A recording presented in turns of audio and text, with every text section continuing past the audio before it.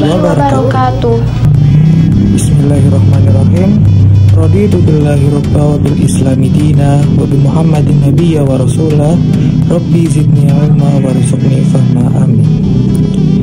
Baik, pada kesempatan kali ini kelompok kami akan menjelaskan tentang tokoh atau sejarawan muslim yang sangat berpengaruh dalam dunia pendidikan dan dunia ilmu pengetahuan.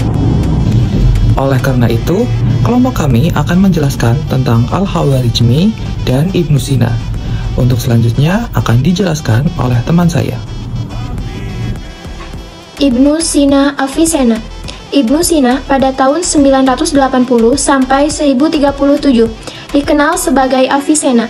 Di dunia barat adalah seorang filsuf, ilmuwan dan dokter, kelahiran Persia, sekarang menjadi Iran. Ia juga seorang penulis yang produktif, yang sebagian besar karyanya adalah tentang filosofi dan kedokteran. Bagi banyak orang, dia adalah bapak kedokteran modern. Karyanya yang sangat terkenal adalah Al-Qanun fi at-Tibb, yang merupakan rujukan di bidang kedokteran selama berabad-abad. Adalah Ibnu Sina bernama lengkap Abu Ali al-Husain bin Abdullah bin Sina, Persia. Ibnu Sina lahir pada 980 di Afsyahna, daerah dekat Bukhara, sekarang wilayah Uzbekistan, dan meninggal bulan Juni 1037 di Hamadan, Persia, dan sekarang menjadi Iran. Dia adalah pengarang dari 450 buku pada beberapa pokok bahasa besar. Banyak diantaranya memusatkan pada filosofi dan kedokteran. Georgina Sarton menyebut Ibnu Sina adalah ilmuwan yang paling terkenal dari Islam dan salah satu yang paling terkenal pada semua bidang, tempat, dan waktu. Karyanya yang paling terkenal adalah Kitab Penyembuhan. Ilmuwan dari Islam pertama yang mampu membawa perubahan bagi dunia yakni Ibnu Sina. Saking berjasanya beliau dijuluki sebagai Father of Doctor. Kontribusi di bidang kedokteran tak perlu diragukan lagi.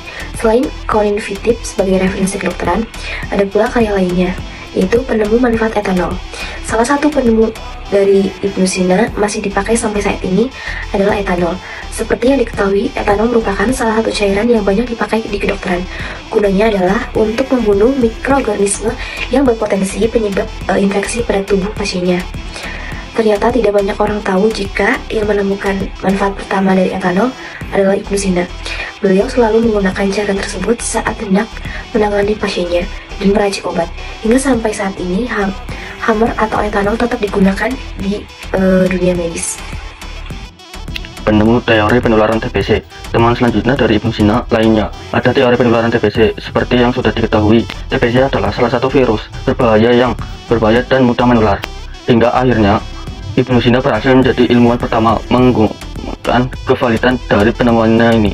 Sayangnya selama berabad-abad teori yang ia temukan ini sempatnya tidak diterima dan tidak diakui oleh para sejarawan ilmu dari barat. Berulang setelah ada penemuan mikroskop, akhirnya teori penularan TBC dari Ibnu Sina berhasil dibuktikan kebenarannya dan diterapkan dalam dunia medis. Sebagai filsuf dan ilmuwan Islam, Ibnu Sina seringkali memiliki pemikiran yang melampaui zamannya. Pada buku serial Tokoh Pemikiran Islam, Ibnu Sina diulas sebagai sosok beliau berpikir di dalam kancah pemikiran dunia. Dan selanjutnya, di sini bisa kita lihat sebuah kitab. Kitab apakah ini? Kitab ini adalah Kitab Al-Qanun fi at-Tibb atau The Canon of the Medicine. Al-Qanun fi at-Tibb atau The Canon of Medicine adalah kitab yang ditulis oleh Ibnu Sina. Dalam peradaban Islam, ilmuwan yang dikenal pula dengan nama Avicenna ini sangat tersohor berkat karya-karyanya dalam bidang filsafat dan pengobatan. Salah satu bukunya yang terkenal adalah Al-Qanun fi at-Tibb atau The Canon of the Medicine.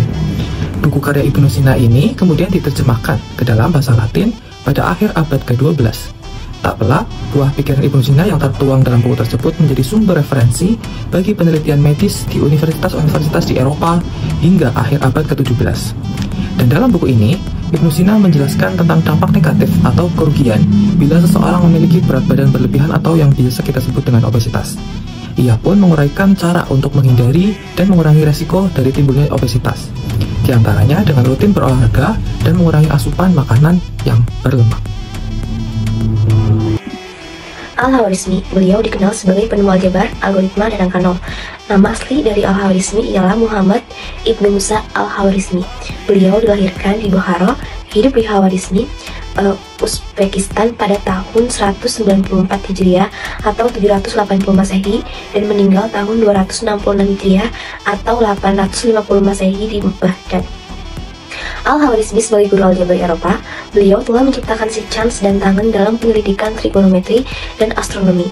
Dalam usia muda, beliau bekerja di bawah pemerintahan Khalifah Al-Ma'mun di Bait Al-Hikmah di Baghdad, dan beliau juga bekerja dalam sebuah observatori, yaitu tempat belajar matematika dan astronomi. Al-Khwarizmi adalah salah satu ilmuwan besar Islam yang membawa banyak perubahan di dalam dunia Islam. Karyanya banyak menginspirasi para ilmuwan di bidang sains, khususnya fisika. Bahkan sejumlah ilmuwan Yunani belajar darinya. Kemudian Al-Khwarizmi. Aljabar, salah satu penemuan Al-Khwarizmi paling terkenal dan banyak digunakan bahkan sampai dengan sekarang adalah aljabar. Ilmu satu ini amat membantu dalam menyelesaikan berbagai aturan bilangan. Cabang matematika ini mempelajari tentang struktur hubungan yang disederhanakan. Saking hebatnya, dipercaya jika Al-Khwarizmi lahir di abad ini, maka almarinya akan dipenuhi oleh berbagai Nobel penghargaan, karena telah berhasil membuat dunia semakin maju jauh ke depan. Selain aljabar, masih ada lagi banyak penemuan, terutama di bidang matematika, trigonometri, dan juga astronomi. Cabang ilmu selanjutnya yang jadi penemuan dari Al-Khwarizmi adalah trigonometri dan astronomi. Penemuan ini berhasil membuat para ilmuwan besar lain tercengang, karena dengan ini beliau bisa memecahkan berbagai masalah yang tidak bisa dipecahkan selama berabad-abad. Hingga akhirnya saat ini geometri berhasil menjadi cabang kedua dari ilmu matematika. Pemahamannya sama sederhananya dengan aljabar, bisa membantu Anda dalam menyelesaikan berbagai soal dalam matematika. Sampai saat ini ilmu dari Al-Khwarizmi masih dipakai. Penemuan algoritma selanjutnya dari Al-Khwarizmi adalah algoritma. Cabang ilmu satu ini sudah banyak dikenal dan digunakan, bahkan sampai sekarang disebutkan bahwa dengan penemuan banyak bidang teknologi sudah terbantu, karena inilah awal mula langkah perhitungan. Jika disebutkan lebih jauh, algoritma adalah prosedur atau dasar dari proses perhitungan baik dalam ilmu matematika maupun penerapan di teknologi. Sekarang ini kita semua merasakan dunia modern juga dari adanya unsur penggunaan algoritma, geometri, serta aljabar. Angka nol. Salah satu penemuan lain dari Al-Khwarizmi adalah angka nol. Banyak orang yang tidak tahu bahwa beliaulah yang memperkenalkan angka nol dalam dunia perhitungan, sebagaimana sekarang dia pakai untuk menjadi awalan dari memulai perhitungan. Bahkan ilmuwan lain pun berlomba-lomba menjadikan sebuah penelitian lanjutan. Bagaimana kiranya ia bisa menemukan angka nol tersebut dan dijadikan awalan dari perhitungan angka. Namun juga pada saat itu rupanya nol juga sudah diteliti oleh matematikawan dari India. Daftar pustaka Ibnu Sina.